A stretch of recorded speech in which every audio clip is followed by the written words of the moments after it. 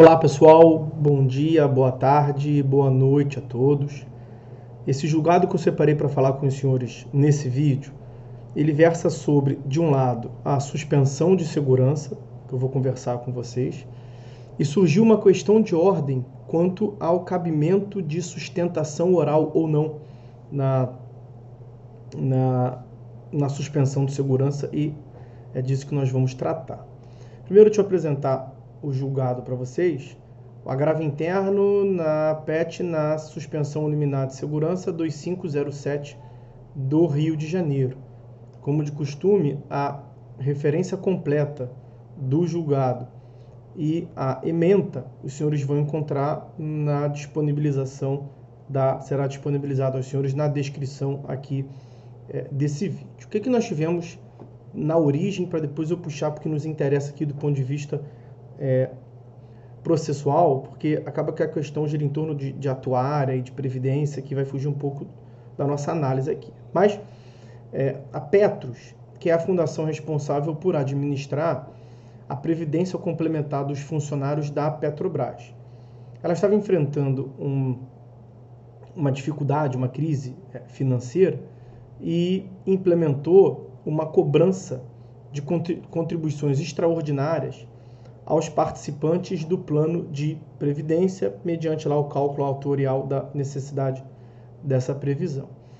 Foi ajuizada pela Associação dos Participantes da Petro uma ação em face da entidade, questionando a legitimidade dessas cobranças. E foi concedida tutela de urgência, determinando a suspensão dessa cobrança por parte da Petros, que interpôs agravo de instrumento, e o TJ negou o provimento ao agravo de instrumento da Petros, mantendo a liminar.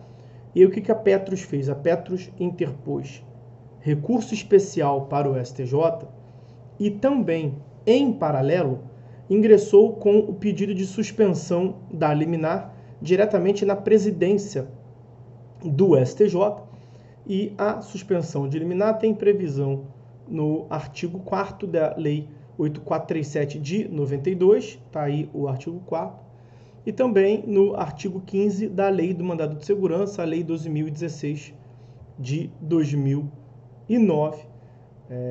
Breves considerações sobre a suspensão de liminar. O pedido de suspensão de liminar, também conhecido como suspensão de segurança ou suspensão de sentença, ele é mais costumeiramente chamado de suspensão de segurança, porque foi na Lei de Mandado de Segurança que se previu originariamente esse instituto. Com o passar do tempo, diversas normas foram editadas, trazendo a possibilidade de suspensão para praticamente toda e qualquer decisão judicial prolatada contra o interesse público, como nós veremos, contra a ordem, tiver risco de causar grave dano à ordem pública, saúde pública, segurança pública ou economia pública. Vejam que não é só a Lei 12.016 que disciplina, muito antes, pelo contrário, essa Lei 8437 de 92, ela inclusive costuma ser o diploma central a respeito da suspensão de segurança. Pois o pedido de suspensão é um incidente processual por meio do qual o Ministério Público ou as pessoas jurídicas de direito público requerem ao presidente do tribunal, que for competente para o julgamento do recurso, que suspenda a execução de uma decisão, seja ela sentença ou acórdão, sob o argumento de que esse provimento jurisdicional tem risco de causar grave lesão à ordem pública, saúde pública, segurança pública ou economia pública. No pedido, portanto, de suspensão de liminar ou suspensão de segurança, suspensão de sentença, os nomes variam, não se analisa o mérito da demanda principal. É uma análise eminentemente política, mais antes política do que jurídica, que vai analisar o risco, a existência ou não de risco grave de lesão à ordem pública, saúde pública, segurança pública ou economia pública. Isso que a Petros fez, de interpor em paralelo o recurso e a suspensão de segurança, é permitido especialmente porque no parágrafo 6º do artigo 4º dessa lei, né, 8437 de 92, deixa eu ver, a previsão de que a interposição do agravo de instrumento contra liminar concedida nas ações movidas contra o poder público e seus agentes não prejudica nem condiciona o julgamento do pedido de suspensão a que se refere esse artigo. Quer dizer, esse dispositivo assegura uma total autonomia e independência do pedido de suspensão de segurança ou suspensão de liminar com recurso, porque esse incidente, o pedido de suspensão, não é recurso. Então não há aqui violação ao princípio lá da teoria geral dos recursos, princípio da unicidade, da singularidade ou da unirrecorribilidade. São termos, são nomenclaturas equivalentes, são sinônimos. E esse princípio significa que de cada decisão cabe apenas um recurso. Nesse caso aqui não houve violação a esse princípio, porque o pedido de suspensão não é recurso. Ele justamente não tem natureza de recurso. O objeto, portanto, do recurso, a análise do mérito, é diverso do objeto do pedido de suspensão, que é a análise eminentemente do risco a grave lesão à ordem pública, saúde pública, segurança pública ou economia pública. Pois bem, aí é o presidente do tribunal competente para julgar o recurso, no caso é o presidente do STJ, que recebe o pedido de suspensão de segurança. No caso, o presidente do STJ concedeu a suspensão de segurança pedido pela Petros. E dessa decisão cabe agravo interno para levar a matéria ao colegiado. A Corte Especial do STJ é, nesse sentido, a previsão do parágrafo 3º do artigo 4º da Lei 8437 de 92. Do despacho, não é despacho, né? É decisão, que conceder ou denegar a suspensão caberá agravo, no prazo de 5 dias, que será levado a julgamento na sessão seguinte à sua interposição. Observação, o prazo não é 5 dias, tá? O prazo é de 15 dias, porque após esta redação, que é de 2001, vejam aqui, nós tivemos a edição do Código de Processo Civil de 2015, que lá no artigo 1070 prevê que o prazo do 1003, parágrafo 5º, que é prazo de 15 dias para todos os recursos, tirando os embargos de declaração, se aplicam a todos os agravos em face de decisão monocrática de relator ou presidente do tribunal, como é a hipótese. Então, cabe agravo no prazo de 15 dias. A parte interpôs agravo interno para levar, nesse caso agora foi a parte autora, né, a associação, que a Petros conseguiu a concessão da suspensão da segurança, a parte autora interpôs agravo interno para levar para o colegiado. E aí surge o segundo ponto. No âmbito da sessão de julgamento no plenário do STJ, o advogado da Petros pretendia, o advogado da associação, o agravante, pretendia sustentar oralmente as suas razões. E aí surgiu a questão de ordem, porque o ministro relator não queria autorizar a sustentação oral e acabou que o plenário realmente foi nesse mesmo sentido, de que é descabido a sustentação oral.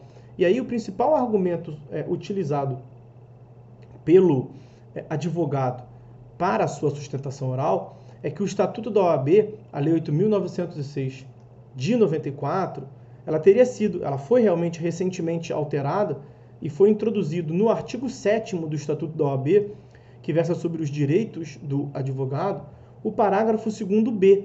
Veja, uma lei de 2022, Lei 14.365 de 2022.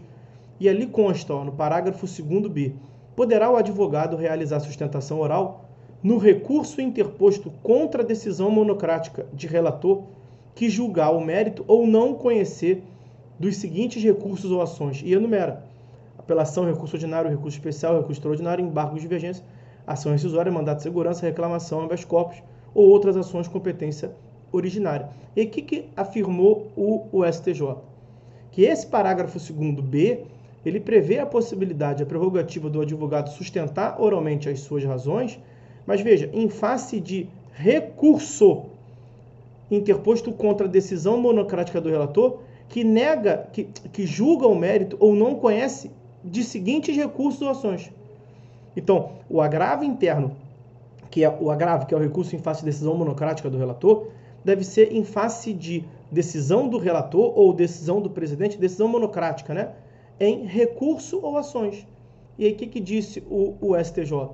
O pedido de suspensão de segurança não é nem recurso, nem ação a justificar a sustentação oral. É um mero incidente processual utilizado em favor exclusivo do poder público, aí incluído os entes públicos e o Ministério Público, como forma de garantir a prevalência da ordem pública, economia pública, saúde pública ou segurança pública sobre os interesses privados. A alteração legislativa no Estatuto da OAB visa conceder a prerrogativa de sustentação oral nos recursos interpostos contra decisões, nos recursos e nas ações de competência originária que enumera. Ou seja, exclui a extensão da possibilidade para recursos manejados contra a decisão monocrática no incidente de suspensão de segurança. Porque o incidente de suspensão de segurança não é nem recurso nem ação de competência originária.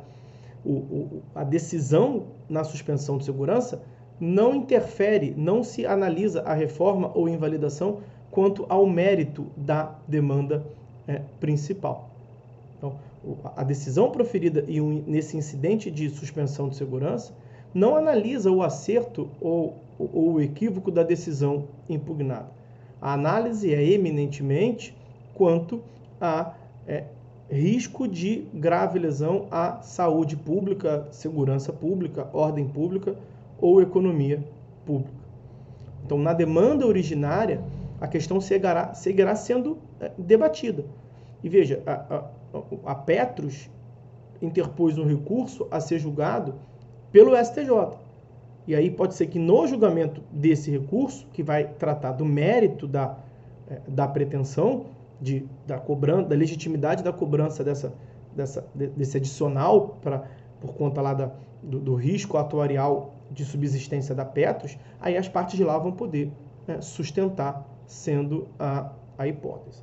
Então, a conclusão a que chegou o STJ é de que não é cabível a sustentação oral no agravo interno interposto contra a decisão do presidente do tribunal, que defere ou indefere a contracautela de suspensão de liminar de sentença ou suspensão de segurança, porque esses são incidentes processuais que não têm natureza nem de recurso, nem de ação de competência originária.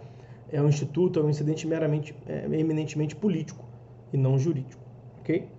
Então, meus amigos, essas as observações que eu separei para fazer com os senhores a respeito desse julgado, e aí já tendo sido feito, nós ficamos por aqui.